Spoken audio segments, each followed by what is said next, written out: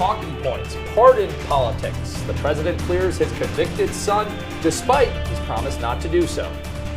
Plus, Trump takes Kash Patel, a little-known radical loyalist, to be his FBI director. But first, he'll have to fire the guy who's in charge right now. Plus, strikes from Israel hit southern Lebanon just days after a ceasefire agreement went into effect. That and more. Talking Point starts right now.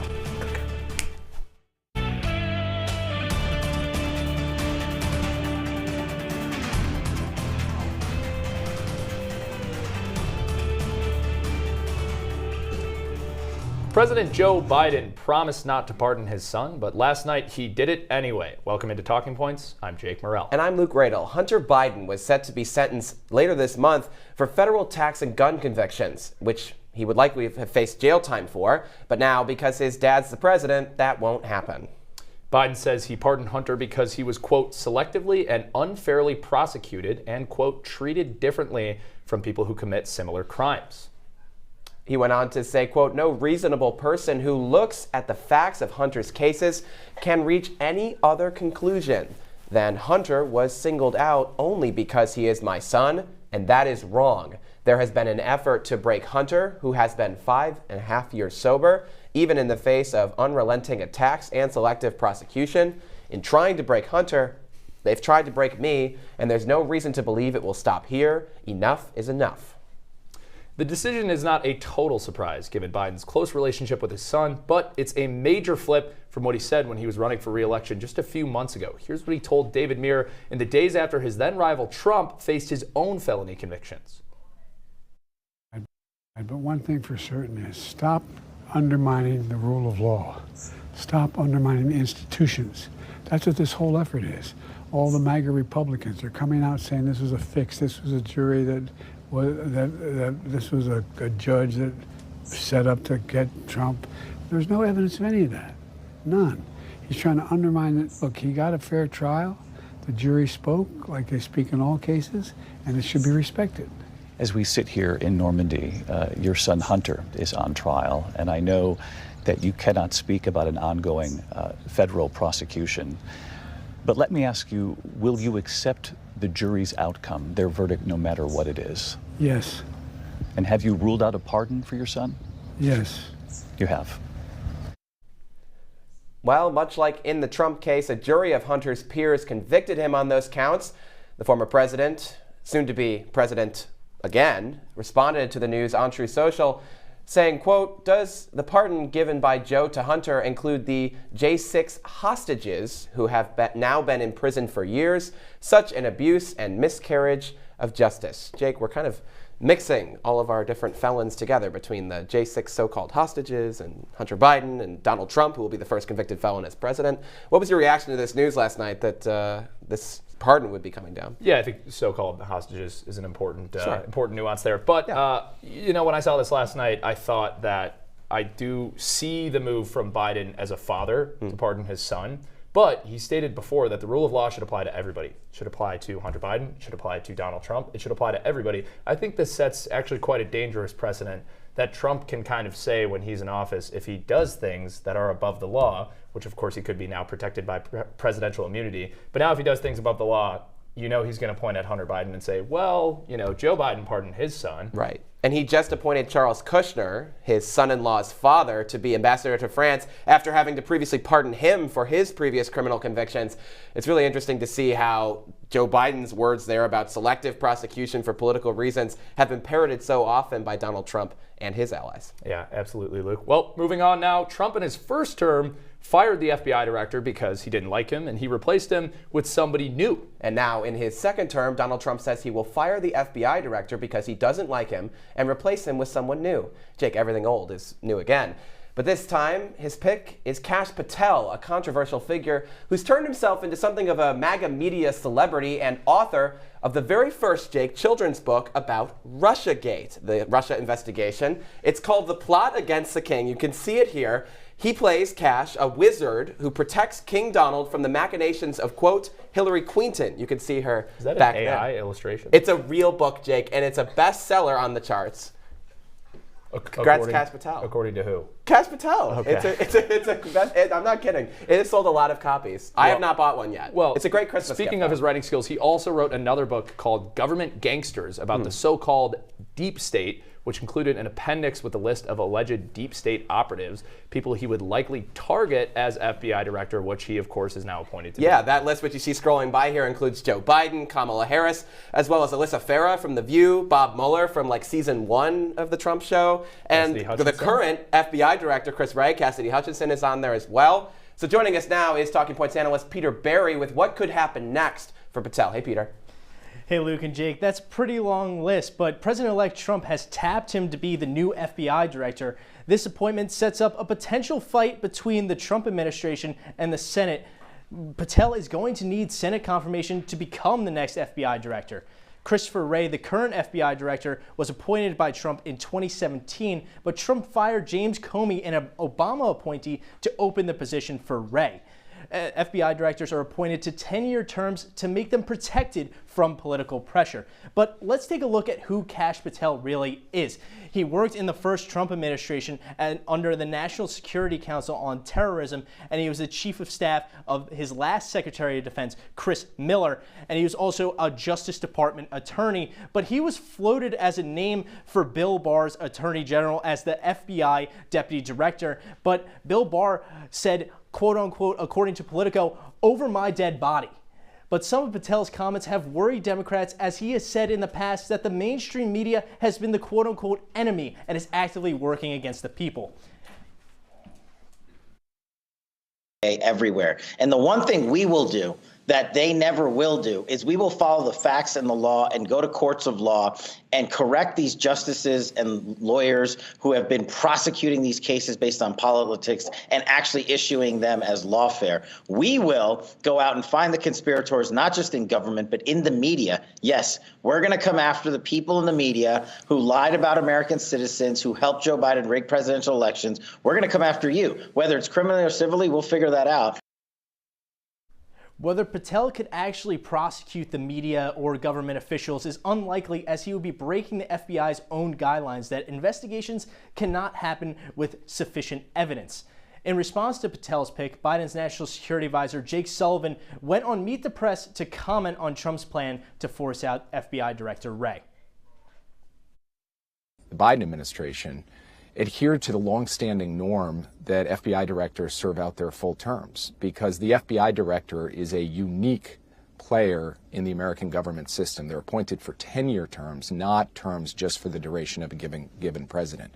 The current FBI director, Chris Wray, was actually appointed by Donald Trump. Joe Biden didn't fire him. Most FBI directors do not serve out their 10-year terms, but for Patel's case, it is up to the Senate whether he can get confirmed, and there's also a chance Wray could fight his ouster rather than just resigning. Luke and Jake, I'm going to send it back to you guys. Peter, thank you so much. And before we go on this, I think the important thing about Kash Patel, as funny as the children's book is, but it shows something about him that Donald Trump seems to value in a lot of these picks we've seen so far on the cabinet. It's loyalty.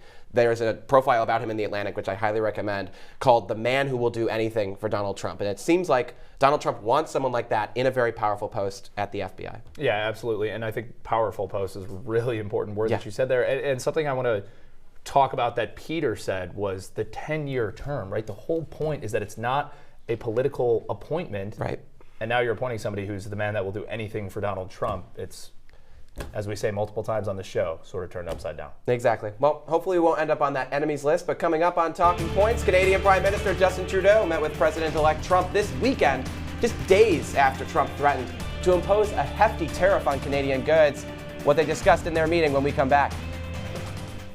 It's not that hard. My big man fingers are having a problem with these little tiny buttons. Whoa, watch it there. Your blood pressure's gonna go through the roof. Tell me about it. I'm trying to learn how to get it down. Instead, it keeps going up. High blood pressure can increase the risk for heart attack or stroke. Learn how to keep yours at a healthy range. Ever hear a voice command? Just say text barbershop to 97779. That's not what I said. Just give me that. Now my blood pressure's up. Here's your check.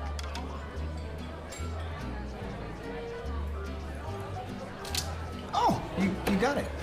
You know, since I got rid of my car, I really enjoy walking. Hey, God, no. Getting pulled over for buzz driving could cost you around $10,000 in fines, legal fees, and increased insurance rates. Oh, you're home early. You live with your mom? That'll set your game back a few years. Buzzed, busted, and broke. Because buzz driving is drunk driving.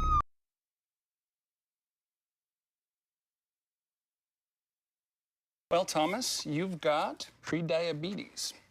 But with more exercise and a change in diet, it can be reversed. I've tried exercising. It just makes me hungry for bacon. I love bacon, too. And who really likes to exercise? Not me. Me neither. Nobody. So we're good? What? Oh, you still have prediabetes. Big time.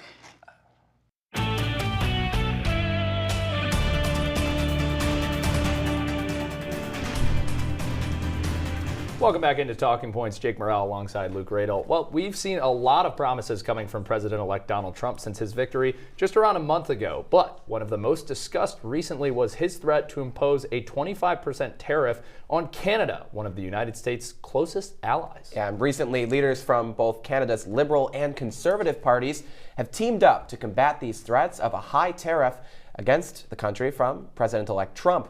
Talking Points analyst Drew Matyazik joins us now in studio to tell us more. Hey, Drew. Thanks, Luke. Donald Trump took the Truth Social last week to announce that on day one of his administration, he will impose a 25% tariff on Mexican and Canadian goods and a 35% tariff on Chinese goods through executive order. The reason for this tariff, according to the president-elect, was what he calls the, quote, ridiculous open borders, and says that the tariffs will remain in place until drugs and illegal immigrants will stop coming into this country, which the president-elect says both Canada and Mexico have the power to do. Now, both Prime Minister Justin Trudeau and Conservative Party leader Pierre Poilievre have come out to denounce these tariffs against Canada, noting the disastrous effects it would have on Canada's economy, as the United States is one of the biggest importers of Canadian goods, such as $92 billion in crude oil, which has most economists worried that a tariff on this will cause gas prices to once again rise in the United States. Justin Trudeau and Pierre Poilievre both took to the media last week to express their frustration with the president-elect Trump, but Poilievre took a different approach, blaming the Liberal Party for ignoring the signs from the incoming president that he was signaling about these tariffs for months.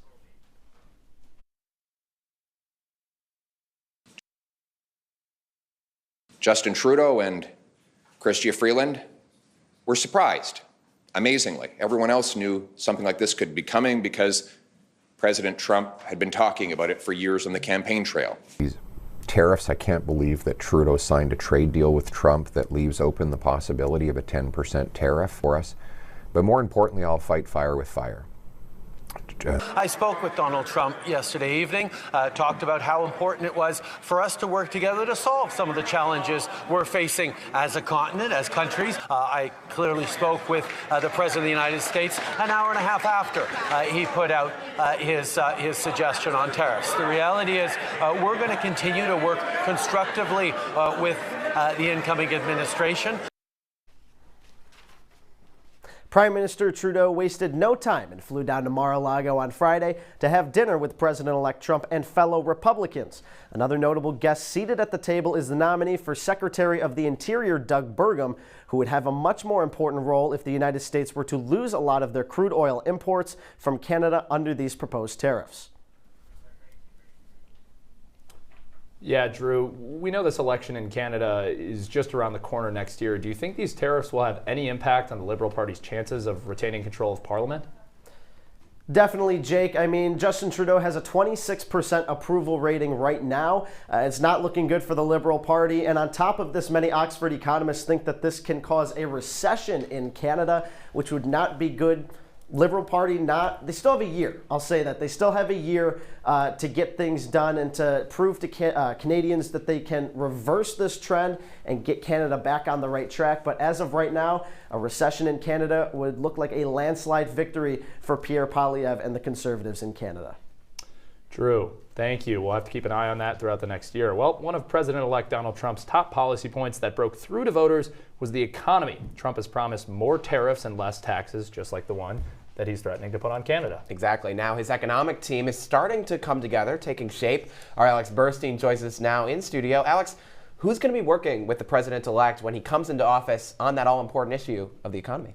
Yeah, a pair of billionaires are Trump's new picks to lead the Commerce and Treasury departments. Howard Lutnick has been tapped as Commerce Secretary, while Scott Bessent is his pick to lead the Treasury. Lutnick's current job is CEO of Cantor Fitzgerald, a financial services company. His recent big moves, though, have been through controversial special purpose acquisition companies, or SPACs, which have benefited billionaires like Lutnick's, but tend to hurt ordinary investors. Now, Lutnick will also be in part in charge with the Trump's tariffs, which the president-elect has made a huge part of his campaign. This week, Trump said he'd consider 100% tariffs on BRICS nations if they abandon the U.S. dollar. Lutnick's kind of been on both sides when it comes to tariffs. Here's what he had to say 2 months ago about them on CNBC. I think we should put tariffs on stuff we make and not put tariffs on stuff we don't make. It's pretty simple. And of course, it's a bargaining chip. We can't sell a Ford or GM in Europe.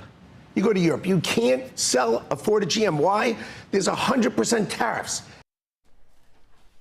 And then there's Scott Bessent, who could make history as just the second openly gay cabinet member in U.S. history. The former hedge fund manager in the past supported Democrats and was a high-up Democratic fundraiser, but now his policy points align very heavily with Trump. He's very pro-deregulation and deficit reduction, but is in favor of those Trump tax cuts. On tariff, Bessent said that they can be used as a sanctioning tool mainly on China. 2 weeks ago on CNBC, Bessent outlined how both tax cuts and sanctions can help the nation without causing inflation.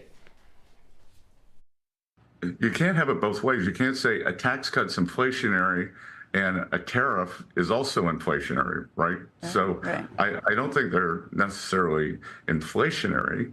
What we're seeing, I think, today in the bond market is, I don't think the bond market is worried about a Trump 2.0 inflation.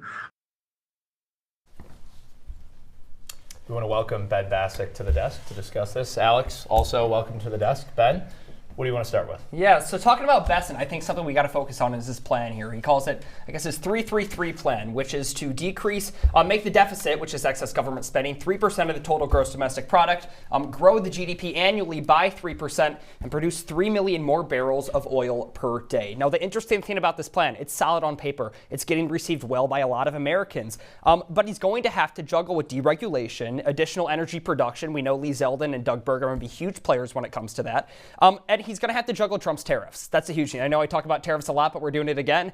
Trump's tariffs, we know tariffs cause inflation. That's going to make it a lot more difficult to grow the GDP, which is going to work against this 3-3-3 plan. So if Trump's tariffs are there, he's juggling that. He's going to have a lot of people in his ear. He's regulating a full agency, and then he's going to have to report back to Donald Trump. So is he going to be able to push this plan through with those tariffs in sight, working against that and raising inflation? We'll have to see. Well, Ben, I have to eat crow a little bit because we had a discussion about the Treasury Secretary pick when we were co-anchoring Market Shares, another great show here at CitrusTV. I was pretty convinced it was going to be Howie Lutnick, who we're going to talk about in a minute. He actually got the Commerce Secretary role. Bessent ended up at Treasury. So really interesting to see that pick. That was kind of the expected choice for Treasury Secretary. A more unexpected choice was Trump's pick for Labor Secretary. Who did he go with, and why is she becoming a little bit of a controversial figure with some on the right? Yeah, so he went with Lori Chavez-DeRemer. She's a Republican, a representative from Oregon. And I think to understand this pick, we got to go back a couple months. Take a look at a clip here in the midst of the RNC. Let's take a listen to that.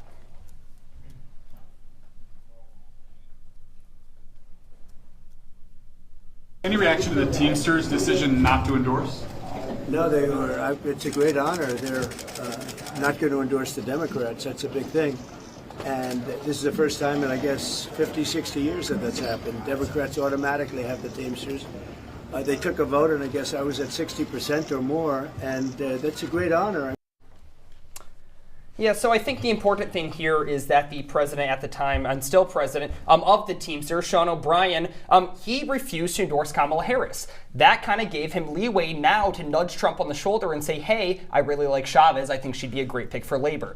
Maybe a quid pro quo sort of there is what we're kind of looking at. And I think Democrats could take a breath on this one. She's very pro-labor, only one of 3 Republicans to support the PRO Act, which additional labor rights and union organization rights there. The interesting thing, Ben, though, is we've seen some Democrats be be anti this pick because she's had some past controversial statements on LGBTQ bills and on the infrastructure law, but really of all the cabinet picks we've seen so far, this might be the most friendly to Democrats. I mean, if you look at her record in Congress, there's some studies that show she was the second most bipartisan congresswoman in the last 2 or 4 years. So she's been really good in Congress at kind of straddling both sides of the aisle. So this seems like a pick that both sides would like. She's getting some blowback on both sides, though. Sorry. We're going to jump all over excited. Go ahead. There are some Republicans who are actually not happy about this pick because she has been so labor, because she was one of only a few Republicans to support the PRO Act. It's really interesting to see the distinction between having, our Robert F. Kennedy Jr. head up HHS, someone who's fundamentally opposed to HHS. Kash Patel head up FBI, someone who's fundamentally opposed to FBI. Lori Chavez DeRemer is a supportive person for labor, and so it seems like the one potentially choice that could help. Yeah, it seems like the department sort of leading. bucking the trend that we saw. And when you talk about her being one of the most bipartisan members of Congress, of course, most of those super bipartisan members of Congress try not to tie themselves to either administration. We saw that happen with a lot of Democrats in swing districts. When Biden was getting ready to drop out, we saw it happen with a lot of Republicans in swing districts if Trump had low approval rating. So interesting to see that happen. I want to talk about Howie Lutnick, if we can, here at Commerce, because he's been a big booster of those Trump tariffs, those very controversial Trump tariffs. What is the deal with Lutnick? Yeah, I mean, if you go to someone like Chavez and to Lutnick is the example of someone who's a loyalist to Trump. He really, really has been on the Trump train for the past 4 or 8 years. He was the co-chair of his transition team during this past election cycle. So he really knows Trump, and he's a little controversial on Wall Street. Obviously, he's led Cantor Fitzgerald, which has been a huge financial company, especially over the last 20 years or so. But there's some of his buddies over at Wall Street that are saying, what are you doing? These tariffs are not going to help us at all. It might drive down stocks. So it's definitely a controversial pick. Absolutely. Well, Ben and Alex, thanks so much for joining us. Coming up on Talking Points, President-elect Donald Trump has recently said that he opposes a federal ban on TikTok, but it's not clear if he'll be able to prevent the ban that has already been approved by President Joe Biden. The latest details on the app's legal fight after the break. Welcome to my house. Lately, not my happy place. Everybody's pretty tired of each other. The parents were not themselves. My little brothers were morphing into small creatures. The walls were closing in. Clearly, a case of too much family, too close, 24/7. And there's a lot of that going around right now. If this sounds like your house, try going someplace new. YourLifeYourVoice.org. You'll find lots of ideas to help you handle the family stresses of being confined to close quarters. YourLifeYourVoice.org.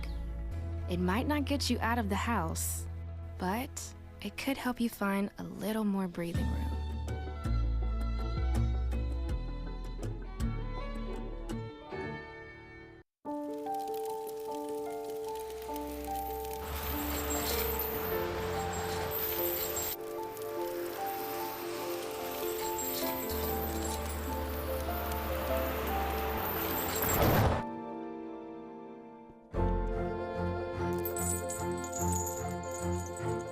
Did you know dragging chains can spark a wildfire?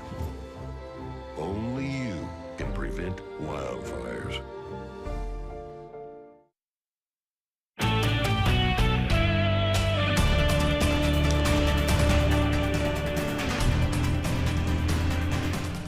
Welcome back into Talking Points. We're joined now at the desk by our Talking Points analysts, Alana Epstein and Bella Golan. Welcome back, folks. It was so great to have you on election night. Great to have you back here for our hour-long double-stuffed Talking Points season finale, as we're calling it. It's not too long of a title, When did we call it that? I don't know. We got to talk about some news that you can use, though, because I'm a big TikTok user. I know Alana's a big TikTok user. I know Bella, you're a big TikTok user. Yes, You're I not am. on TikTok, are Never you? downloaded it. Oh my gosh. I think you got to get it before January 19th Yes. because that is when the ban goes into effect sale. that was signed a few months ago for sale, but we're not expecting them to sell it, or maybe we are, I don't know.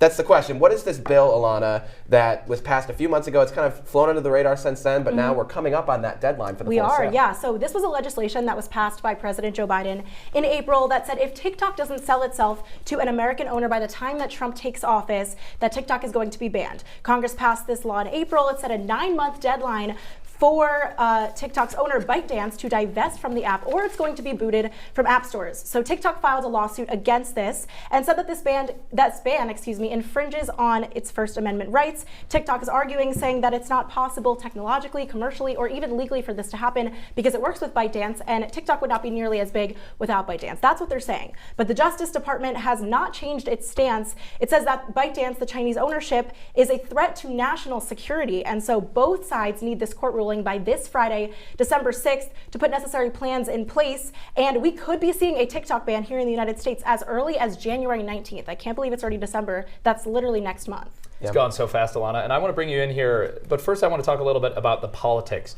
of this forced sale.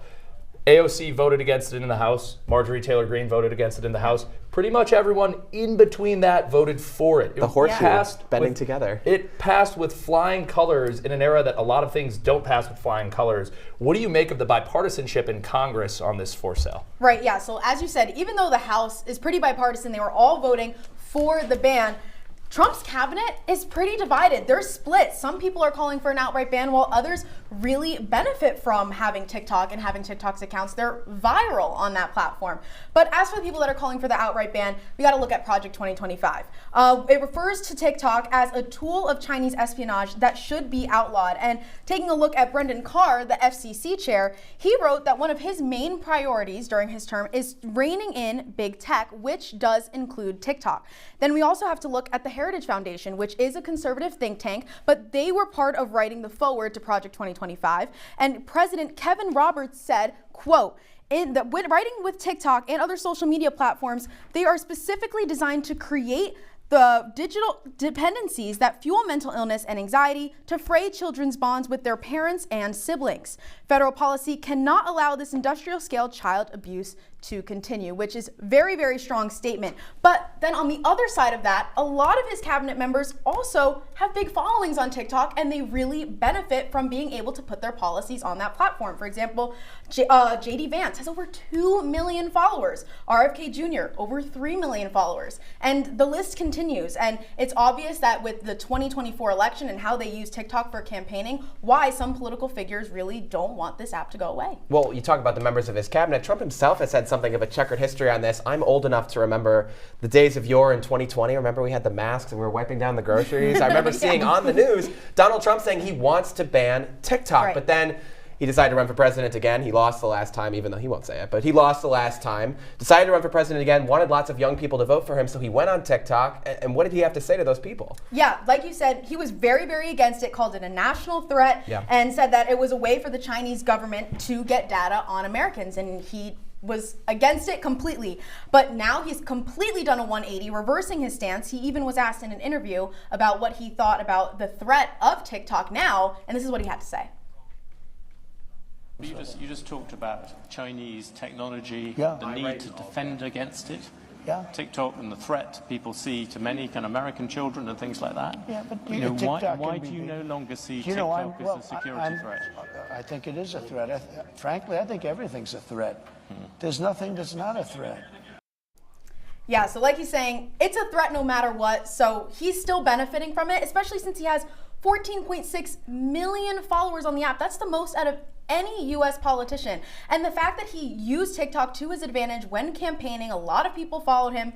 Obviously, that number, 14.6 million, has got a lot to say. And he said in September also in a Truth Social post that if he won the election, that he would save TikTok in America. So it's safe to say he's done a complete 180 and wants to keep the app. Well, and as usual, Donald Trump uses hyperbole a lot of times, saying everything is a threat. There are a lot of things that are threatening, including a lot of those other social media apps that harvest data in the exact same ways that TikTok does, Facebook and Instagram. Those are U.S.-based companies, and I think the concern is about China. Regulations. Right. And I think that's part of the concern of Congress, right? We famously saw all of those big tech CEOs on Capitol Hill over the years in these bipartisan hearings where people were grilling them. And I think the interesting nuances, you mentioned the Heritage Foundation. So rarely do you see them agreeing on something with Sean Casten, who's a pretty liberal representative from Illinois, and somebody who came out and spoke out and said, we need to pass this forced sale, and tried to explain it on those apps that kind of target younger voters. But let's stop talking about the politics of it. Let's talk about what it would actually look like in January. Alana, I want to bring you back in.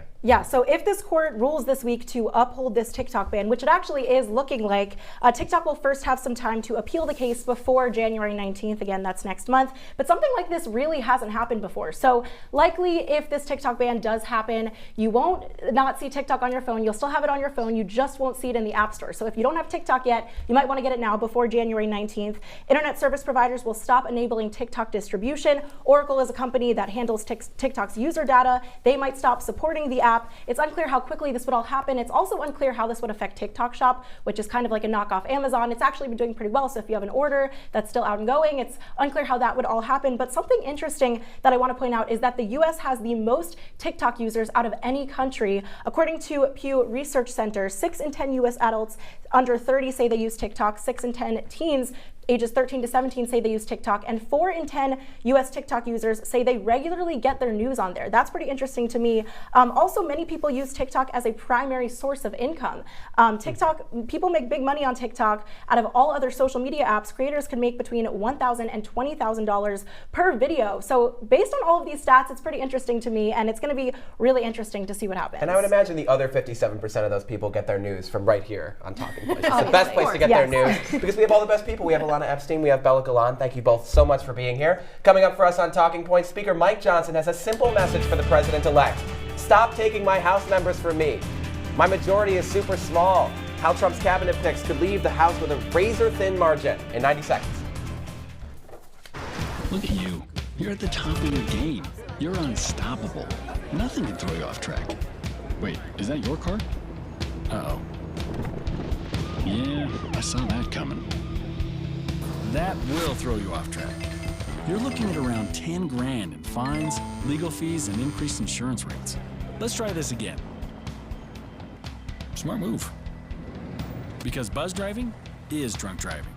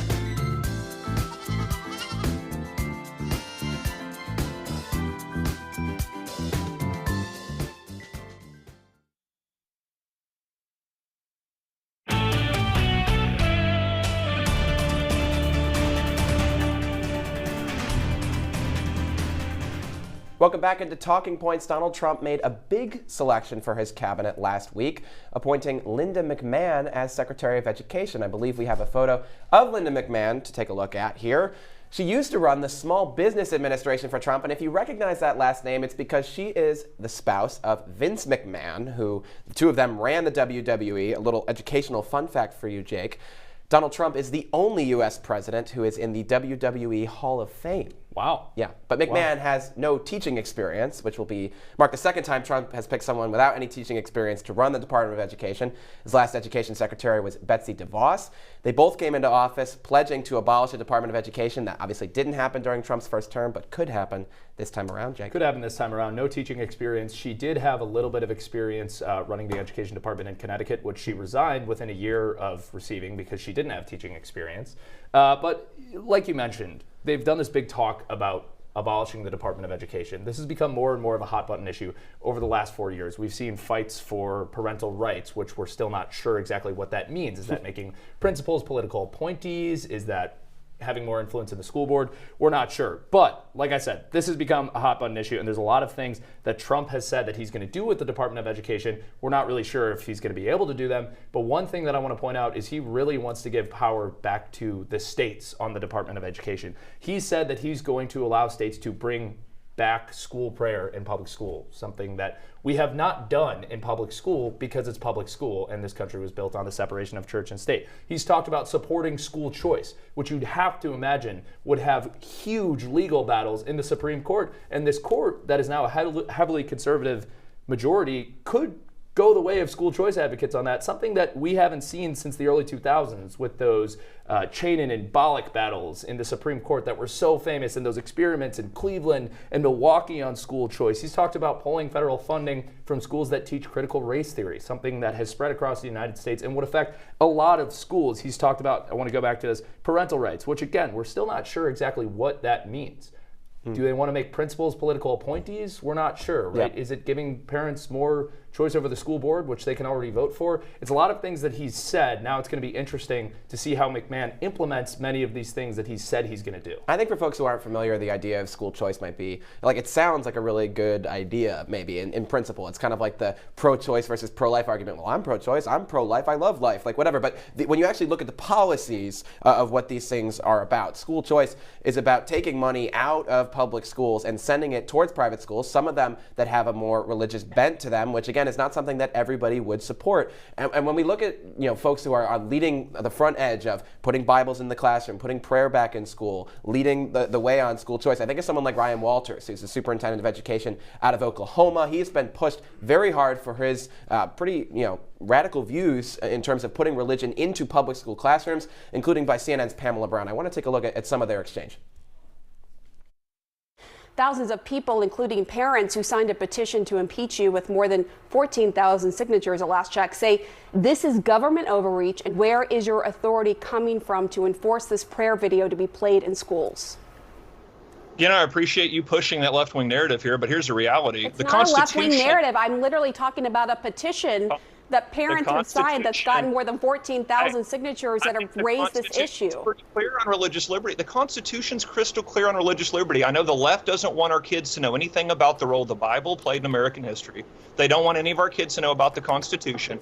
Our religious liberties are protected, and the left has driven the Bible out of schools, driven prayer out of schools, and everything in education's gotten worse since. And Walters has said that he wants his actions to act as kind of a roadmap for Secretary McMahon moving into the future. One more thing that he has done when he talks about putting Bibles in classrooms, he's referring specifically to the Trump Bibles, the $60 God Bless the USA Bibles, which also include copies of the Constitution and Lee Greenwood's song, God Bless the USA. Yeah, and Walters, of course, providing no constitutional evidence for why that belongs in schools, because the Constitution says that church and state should be separate. And I think it's interesting that he might provide a roadmap for something like this. But one quick point I want to get in before we finish up on this is we've seen abortion become a referendum issue in so many of these states because they sent it back to the states. Yeah. When school choice was a big issue, they did a lot of these referendums in cities. They did them in states. They were like, you decide if school choice is what it's going to be. They've made this such a social issue. It might be interesting to see that if something happens in this heavily conservative court, they send it back to the states and it becomes one of those referendum issues. I think that'd be something that's really important to watch going into the 2026 midterms. Absolutely. Too bad we only have an hour. I feel like we could talk a lot. The past Thanksgiving, at least 9 Democratic members of Congress said they've received bomb threats to their homes, just days after similar threats were made to some of President-elect Trump's cabinet picks. These incidents have increased concern about political violence and growing political polarization. Talking Points analyst Andrea Rose-Oates is here with what these threats entail. Thanks, Luke and Jake. On a day that should have been focused on gratitude, this Thanksgiving was marred by a chilling series of bomb threats targeting Democratic lawmakers in Connecticut, Florida, and New York. Senator Chris Humphrey and Representatives Jim Himes, Joe Courtney, John Larson, Johanna Hayes, and Rosa DeLauro all faced threats at their homes, forcing an alarming response from law enforcement. Fortunately, no explosives were found, but there was a strong emotional toll on these leaders and their families. This wave of threats comes amidst a troubling escalation in politically motivated intimidation. Earlier this week, several of President-elect Donald Trump's cabinet nominees, including Elise Stefanik and Lee Zeldin, were victims of swatting attempts, hoax designed to provide a dangerous armed police response. While the specifics of the perpetrators still remain unclear, the coordination and timing suggest a disturbing trend in leveraging fear as a political weapon. House Minority Leader Hakeem Jeffries denounced these acts as, quote, unacceptable and unconscionable, end quote, calling for swift legal action against the perpetrators. His words were echoed by President Joe Biden, who reassured the nation that the FBI is actively investigating these incidents. He said, quote, we are working hard to ensure justice and security, end quote, urging for unity as a beacon of hope during these deepening divides. This surge in threats highlights a sobering reality, the rising temperature of America's political climate. It underscores the urgent need to address not only the safety of our public officials, but also the environment that fosters this hostility. Many experts warn that without immediate action, these incidents may erode public trust in the democratic process and discourage leaders from stepping forward. In a recent CNN interview with former FBI Director Andrew McCabe, he said the threats were unsurprising. Take a look. It presents the same challenge to law enforcement each time someone engages in it. They probably know 90% sure that these threats as they come in are worthless, they are hoax, there's nothing to them, but they can't take the risk of not responding on the off chance that one real threat gets through. In response, federal agencies are ramping up security measures for elected officials and their families, signaling a shift in protecting the public servants from targeted violence. State police and federal agencies, including the FBI, have assured the public they are leaving no stone unturned in their investigation. However, the question still lingers. How did we arrive at this point, and what does this say about the future of political discourse in these United States? It's a really important question, Andy, and a really important story. Thank you so much for being here. Well, President-elect Trump has made many announcements for most of his cabinet picks. In fact, all of his cabinet picks are now filled. Some of them put the Republican majority in a bit of a bind. Talking Points analyst Harrison Calder is here to break down those tight numbers and give some details on what this means for Speaker Mike Johnson. Hey, Harrison. Hey, Luke. Since becoming president-elect, Donald Trump has gotten straight to work on who his cabinet members would be. For many Republicans, they worry about how these decisions could affect their House majority.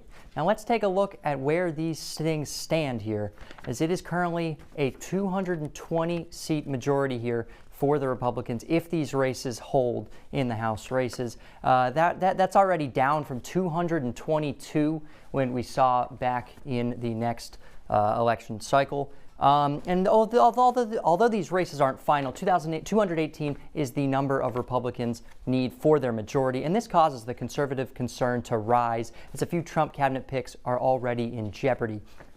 Former Florida Representative Matt Gaetz resigned as when he was the Attorney General, and they're going to have to look to replace him. So that drops the number there from 220 to 219. Then looking at New York Representative Elise Stefanik, she's going to be the UN ambassador, and Florida's Mike Walz is going to be the national security advisor. So all of these could take the Republican margin down to 217, which is one shy of that majority. And though the numbers are tight, Speaker of the House Mike Johnson remains confident in former President Trump's decision, as well as the importance of this administration. Take a listen. The president needs an aggressive cabinet, and he has put forward some extraordinary nominees. I've met with many of them individually since those announcements have been made, and we're excited about the days ahead, as we have a lot to fix. And as I've said many times, I believe President Trump could be the most consequential president of the modern era because we have to fix everything. And by extension, Congress can be as well. Now, one thing that could be different from past cycles in this scenario is that the Republicans are expected to have the majority in the House, the Senate, and the Supreme Court, all behind President Trump.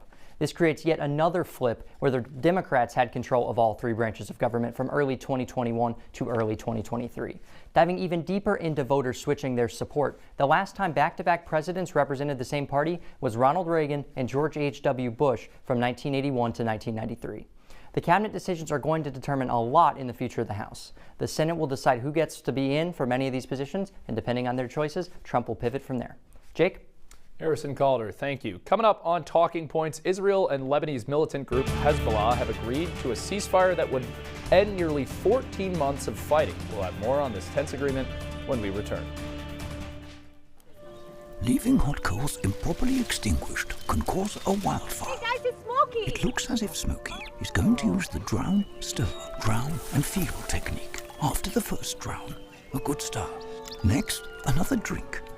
And finally, a close feel. Is it cool? Okay. Yeah. Hey, Smokey, catch. Oh, my bad, Smokey. Only you can prevent wildfires. The black truck? Hey, Christina from accounting. Yeah, hi. Hey, I used to date a girl named Christina. Oh, really? Yeah, and then she dumped me for my best friend. You want to see some photos of them that I took? I don't. I thought we talked about this, buddy. Buzz and overshared again? Yeah. Yeah. I'm gonna call a car. That's a smart idea. So, yeah, I know, that's why I did it. Hey, you're gonna get back to the top of the mountain. Does that mean I'm gonna get back with Christina? No. Oh. No.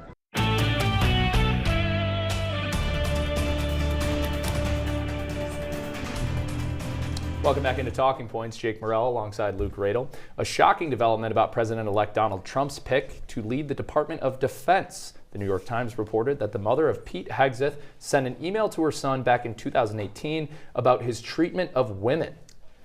That's right, Jake. In the email, Penelope Hegseth told her son that there are, quote, many women who he has, quote, abused in some way and encouraged him to get help. She wrote, quote, I have no respect for any man that belittles, lies, cheats, sleeps around, and uses women for his own power and ego. You are that man, and you have been for years. And as your mother, it pains me and embarrasses me to say it, but it is the sad, sad truth. And Jake, this is just one of a many drip, drip, drip about Pete Hegseth so far. Yeah, a lot coming out recently, and this email comes as Hegseth, who's a veteran and a former Fox News host, who has no government experience, is expected to face a really tough Senate confirmation process. Yep. You can't imagine that that's going to help with this. And this information is also in addition to that sexual assault allegation from October 2017 that came out just a few weeks ago. Yeah, and his mother has since apologized, saying that when she wrote that email, she was writing it in anger with emotion, is the quote from the New York Times. She says that her description of his treatment of women has, quote, never been true. But earlier today, it was announced that Hegseth had been pushed out as the head of two veterans advocacy organizations. A whistleblower report that was sent to the New Yorker alleged that Hegseth was, quote, repeatedly intoxicated at work events and sexually pursued female staffers. A separate complaint by a former employee of Hegseth, said Hegseth passed out in the back of a party bus and urinated in front of the hotel they were staying at. He also alleged that while on a work trip, Hegseth closed down a hotel bar and yelled multiple times, quote, kill all Muslims. Not exactly, if the allegations are true, the kind of person you would want in charge of millions of Defense Department employees. Absolutely not. I think that's the broader concern, right, is not the actual tabloid nature of all these complaints, but when you stack all these things on top of each other and look at the things that Pete Hegseth has said and done and admitted to doing, does that allow him to run an agency of this importance for our national security? Yeah, absolutely, along with the fact that he does not have government experience or experience running these large organizations, but we'll find all that out in that Senate confirmation hearing. Well, heading internationally, last week a ceasefire agreement was reached to end the conflict between Israel and the terrorist group Hezbollah. The deal, brokered by the United States and France, is said to end the fighting in Lebanon and secure Israel from the threat of Hezbollah. Here to walk us through the deal is Talking Points analyst Ethan Kraut. Good evening, Ethan. Good evening, Luke. After 13 months of fighting, a ceasefire deal was made to end the conflict for what President Biden says is a long time. This is designed to be a permanent cessation of hostilities. What is left of Hezbollah and other terrorist organizations will not be allowed, I emphasize, will not be allowed to threaten the security of Israel again. Let's take a look at what is included in that 13-point agreement, starting with Hezbollah being given 60 days to end its armed presence in southern Lebanon, while Israel must withdraw its troops from the region within that same time frame. It's also worth noting the deal was made between Israel and the Lebanese government, not Hezbollah itself.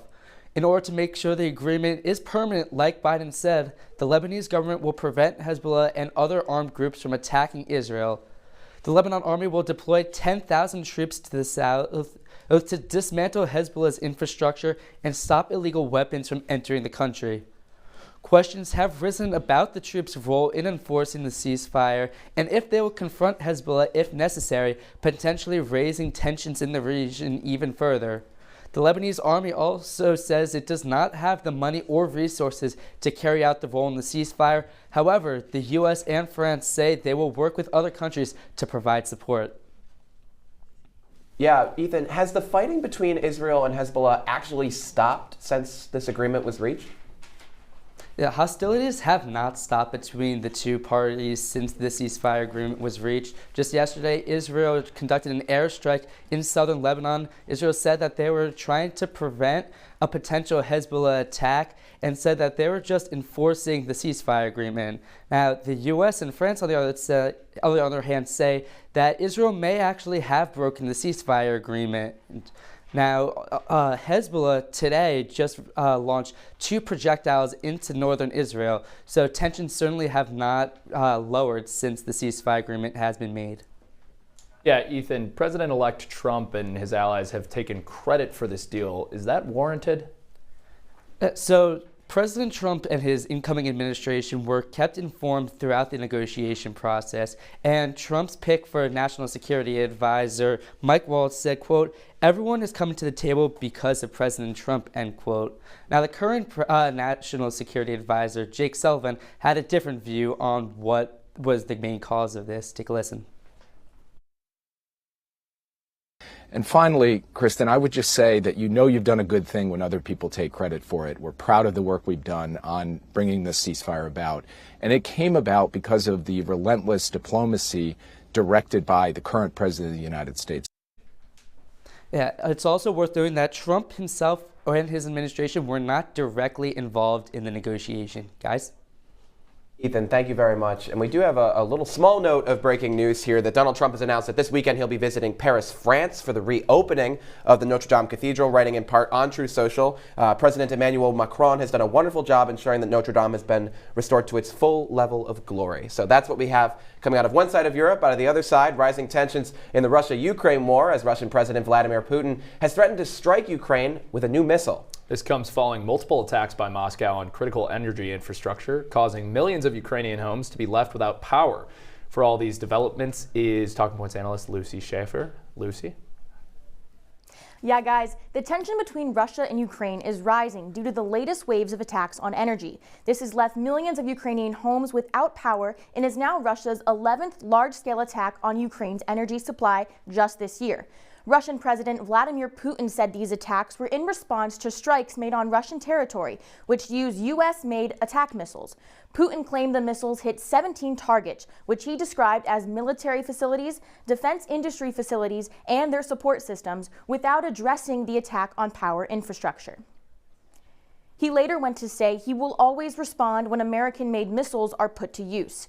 Putin is now threatening to strike Ukraine with a new nuclear-capable ballistic missile. This is marking a potentially dangerous moment between the countries and the first time this weapon has been used in war.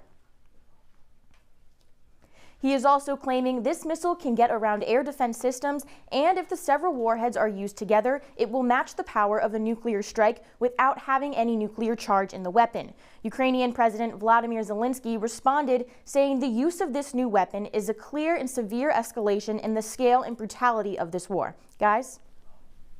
Yeah, Lucy, tell me a little bit about this new missile. It's leaving Ukraine under massive attack from their enemy, Russia. How are they responding to this latest escalation in the war? Yeah, Ukraine is being left in a serious situation, especially now heading into winter. Russia used what they called cluster munitions in the attack, which worked by dispersing several bombs over a large area of land. This is now going to make it harder for Ukrainian power rescuers to efficiently respond. Now Ukraine is introducing emergency power cuts in order to protect them. Western allies have reached out to support their power generation with air defense and funds to rebuild. The country's main goal right now is trying to keep its citizens with power in the cold months. Lucy, thank you very much for that report tonight, and congrats on your Talking Points debut. You picked a great show to do it. So let's discuss one of the biggest talking points from this year's campaign. Get it? I said the title of the show. Project 2025. It's a several hundred-page playbook for a second Trump term created by conservative thought leaders of all stripes, but it was used most often in this campaign not by Republicans, but by Democrats who called out many of the controversial proposals in here, including abolishing the Department of Education, which we talked about earlier, and outlawing abortion medications nationwide. After a hard messaging push from the Democrats, Project 2025 became less popular than me leaving this show. So much so that Trump went out of his way to distance himself from it at any turn, including on the debate stage last September.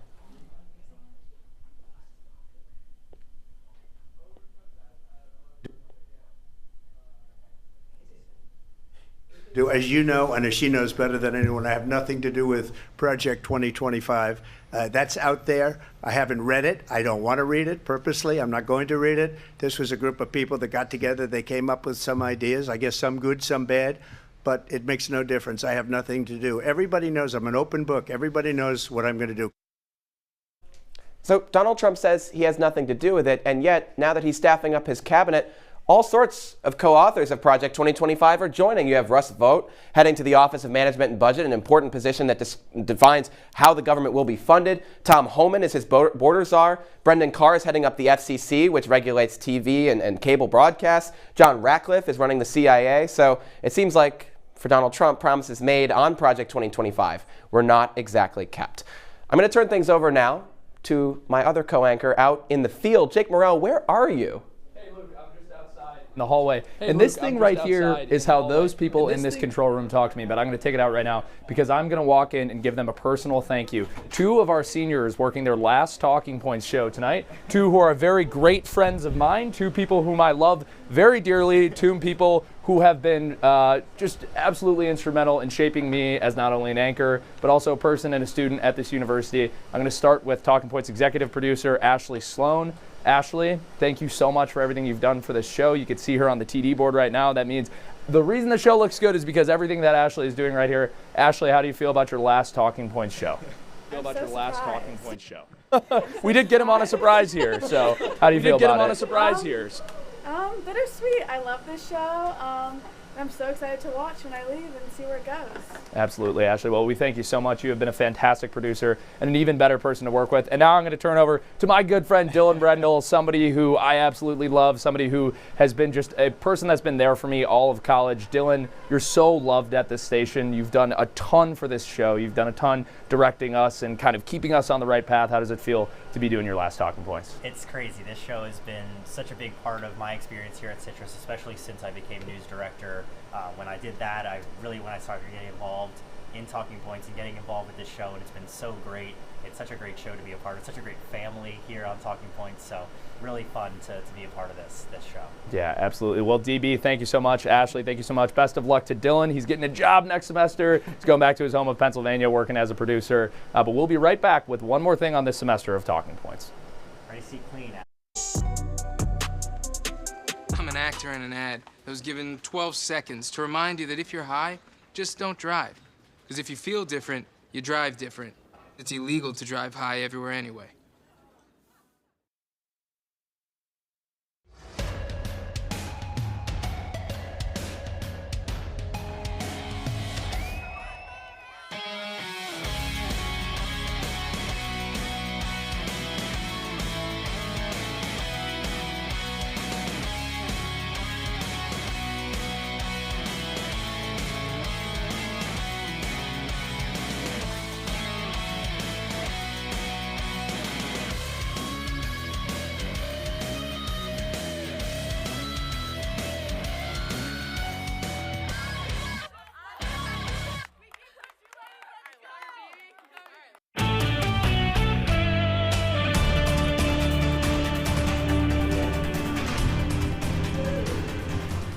Welcome back into Talking Points. I'm Luke Radel alongside Jake Morel. It's a little I reverse love that bit. on this I side. like it's doing so that. great. We love to let everybody know who we are, and we're not going to be here for very much longer because I'm going to be going abroad next semester. So hopefully I'll be back here anchoring Talking Points in September. You'll be here come January with somebody new. I'm very excited to see what they do next, but that means it's our last show together, Jake. We had so much fun. We started out in September doing the debate show. Who would have thought eating the cats, eating the dogs would not have been the weirdest thing we would have seen throughout the campaign cycle. We got to do 4 hours of election coverage, and I'm so glad that I got to do it with you. You're the one who gave me my first tour of Citrus here and got me involved in Talking Points. And so our friendship has meant so much to me through our time here, and I'm really grateful that I got the chance to co-anchor with you. Absolutely, Luke. Me too. You're going to make me tear up here a little bit. No, it's been so wonderful to watch your growth since that first tour of CitrusTV, which I almost forget about because we've covered so many things together, because we've gone through so many things together, and I've really appreciated appreciated how you've challenged me as a journalist and as a person throughout our years here together. And I'm really going to miss you in London. And I'm really going to miss anchoring with you and sitting there at the desk and hearing a quip and just going, oh, this kid. You're going to miss the slides? I hope you'll miss the slides. The slides I've been trying to teach Ben how to do the slides. I think he's got it down at some point. I think we're going to get it down. But it has been an honor to anchor with you. I've had so much fun. It's been an honor to work with Ashley and Dylan as well. This has been just such a great crew on Talking Points. I've been on this show for 4 years. It's been a long time coming on this show. My first analyst segment, I was sitting there with a mask on 6 feet away from the person on the other side of the desk. And to see where it's come today, that is total credit to you, to Ashley, to Dylan, to Mags. All of you guys have made this show what it is, and I've really, really enjoyed spending time with all of you, and I just know you guys are going to go kill it. And now we get to give each other all of our germs. No more masks. It all works out great. I want to thank Mags and Ashley and everybody that put this team together. These two people are a lot to work with, and we appreciate you doing that. That's all the time we have this semester. Thank you so much for watching Talking Points. We'll see you in January. He'll see you in January. I'm Luke. I'm Jake. Have a great night, Syracuse.